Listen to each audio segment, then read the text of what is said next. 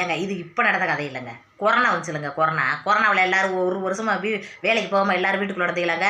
அந்த டயத்தில் நடந்த கதைங்க. சொல்கிறது நல்லா கெடுக்குங்க. எங்கள் அம்மா கொரோனா டயத்தில் எல்லோரும் வேலை இல்லாமல் வீட்டுக்குள்ளே நடந்து எல்லோரும் சீட்டு அடிக்கிட்டு இப்படி பிள்ளைகளோட விளையாடிக்கிட்டு இப்படித்தானே வீடியோ போட்டு கிடந்தாங்க. அப்போல்லாம் இந்த யூடியூப்பை பற்றி எனக்கு தெரியாது.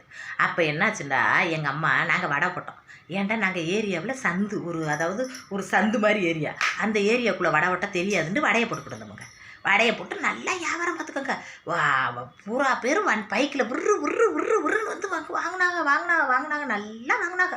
நல்லா லீவில் கிடக்காதுன்னு மளிகை கடையிலேருந்து எல்லா கடையும் அப்போ பிச்சுக்கிட்டு போச்சு வந்துக்குங்க. வாங்கி தள்ளுனாங்க. ஏன்ட்டுதான் தெரில, எங்கேருந்தே காசு வச்சுருந்தாள். அப்படி வந்து வாங்கினாங்க. வாங்கிட்டு இருக்கையில் திடீர்னு போலீஸ்காரவங்க இந்த மேலே பறக்கும் பாருங்க, அந்த கேமரா வச்சு கண்டுபிடிச்சிட்டாங்க. என்ன இந்த ஏரியாவில் கூட்டமாக இருக்கும் போன்னு சொல்லி யாரை சொல்லிட்டாங்க. போலீஸ் வந்துட்டாரு. வந்து சிலிண்டரை தூக்கிட்டு, ஏமா வீட்டுக்குள்ளே இருன்னு சொன்னால் வெளியில் வந்து வியாபாரம் பார்க்குறோம் இல்லாமல் ஒரே கூட்டமாக வச்சு வியாபாரம் பார்க்குறேன்.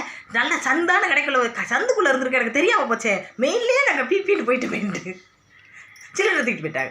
இப்போ என்ன பண்ணுறது, நாங்கள்லாம் போய் கேட்டால் கண்டிப்பாக கொடுக்க மாட்டாங்க.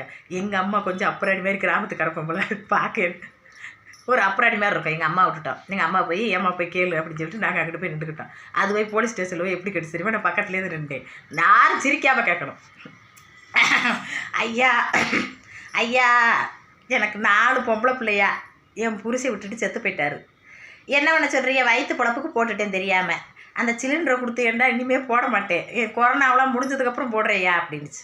அதுக்கு அந்த போலீஸ் அதிகாரி சொன்னார், ஏமா நீ பாட்டுக்கு 4 பொம்பளை பிள்ளையை காப்பாற்ற போகிறோம்ட்டு நீ பாட்டுக்கு வடையை போட்டுக்கிட்டு இருக்கீங்களா, ஓ மேலே கொரோனா பரவிச்சுன்னா 4 பொம்பளை பிள்ளை நடுத்தருவில் விட்டுட்டு செத்து போயிடுவீல, என்ன செய்கிறது, அப்படிலாம் பண்ணக்கூடாது அப்படின்னு அந்த அதிகாரி சொன்னார். அதுக்கு எங்கள் அம்மா சொல்லிச்சு, ஏயா கொரோனா வந்து சாகிறதுக்கு முன்னே என் பிள்ளைய நானும் பட்டினியாக செத்து போயிருப்பேன் பாருக்கையா, என்னையா பண்ணுறது அப்படின்னு அப்படி சினிமா நடிகை மாதிரி நடிச்சிச்சுங்க. எனக்கு சிறப்பு பொருட்களை வாயை பற்றிக்கிட்டேன். அதோட அவர் தூக்கிட்டு போ எடுத்துகிட்டு போயிட்டு இனிமேல் போடக்கூடாது, போட்டுக்க ஆள் கூட விடாமல் பார்த்துக்கம்மா அப்படின்னு சொல்கிறத பார்த்தா பரிதாபப்படுமையாக இருக்குது. ஆள் கூட விடாமல் பார்த்துக்கண்டாங்க. இப்போ எதுக்கு உங்களுக்கு இதை சொல்கிறேன்டா, சாமர்த்தியம் வேணும், மனுஷனுக்கு சாமர்த்தியம் வேணும். எந்த இடத்துலையுமே போலீஸ் ஸ்டேஷனாக இருக்குது, அது பெரிய இடமா இருந்தாலும் சாமர்த்தியத்தால் பிடிச்சிக்கிட்டேன். எங்கள் அம்மா சாமர்த்தியம் வேணால் பேச்சு பிடிச்சிக்கிட்டு லைக் பண்ணுங்கள்.